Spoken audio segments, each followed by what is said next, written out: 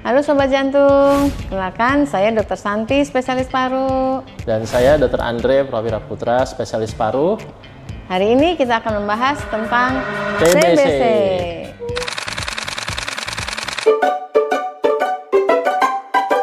Jadi gejala yang utama biasanya gejala klasiknya itu batuk ya dok. Ya. Batuk lama lebih dari 2 minggu ya.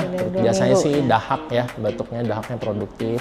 Lalu ada nyeri dada, tapi nyeri dadanya beda ya dok sama jantung ya. Ya, beda. Nyeri dadanya Beda, biasanya saat Localized. menarik nafas ya, Ya. terlokalisir. Jadi dia nyeri dada saat menarik nafas, itu yang disebut nyeri dada pleuritik. Pleuritik. Nah, dan juga ada sesak nafas lebih dari 2 minggu. Bisa, Selain misalnya respirasi, banyak keringat pada malam hari yang berlebihan, yang orang-orang normal tidak berkeringat, ataupun lalu merasa letih, lemah, dan berat badan cenderung turun bisa dalam 1 atau 2 bulan atau 3 bulan.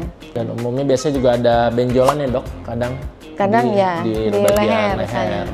Coba yuk kita raba masing-masing. Oke. Ya, sebetulnya kita lihat dulu TBC-nya ini sudah mendapat pengobatan atau belum. Kalau TBC paru, artinya yang berada di paru, kelainannya, maka minimum pengobatan adalah 2 minggu. Setelah 2 minggu, paling tidak sudah aman untuk bisa berinteraksi dengan orang. Sebelumnya, tetap harus memakai masker. Jika TBC-nya di luar paru atau yang disebut ekstra paru, maka tidak menular ke anggota keluarga. Namun tetap disarankan penderitanya tetap menggunakan masker ya dok. Ya. Ya.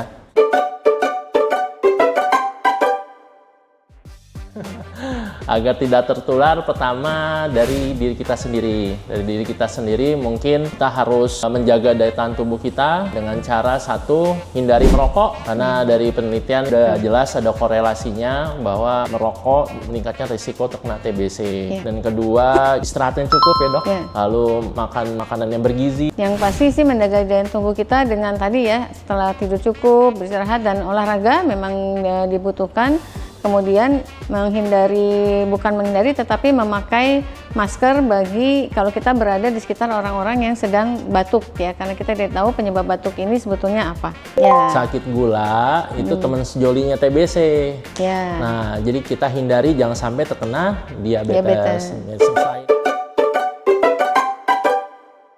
Baik. Seorang penderita TBC atau yang divonis mengidap TBC, minimum pengobatan itu 2 minggu, baru dia dikatakan aman untuk tidak menularkan pada orang lain. Tetapi apabila masih ada gejala seperti batuk atau dia sering berdahak dan sebagainya, tetap harus memakai masker di sekitarnya, dan membuang dahak tidak boleh sembarangan, harus di tempat yang tertutup. Banyak nih pasien-pasien jantung yang tanpa disadari mungkin ternyata tadi daya tahan tubuhnya tidak baik ya, atau sudah menurun, terutama pada pasien-pasien usianya di atas 40 atau 45 tahun ya.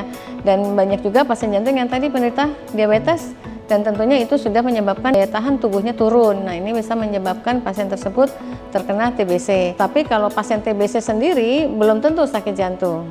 Jadi tidak terlalu berhubungan ya. Iya. Sobat jantung, untuk pasien TBC jangan berkecil hati. TB bisa disembuhkan. Ingat, tos TB atau stop TB.